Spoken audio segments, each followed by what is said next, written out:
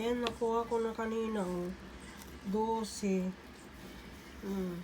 Allowance ni Samson para sa bahay, pambayad ng bahay, miscellaneous bills, galing government.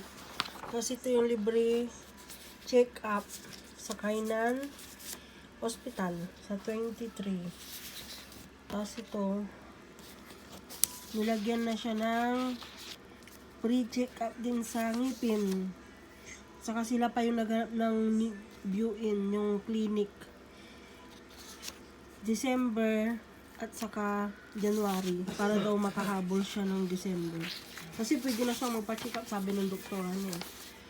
Kasi nga yung ipin niya naubos dun sa gamot dahil sobrang tapang ng gamot. Kusang naalis eh.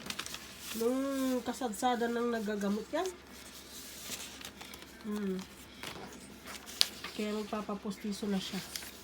Tapos binigyan na rin siya ng papel.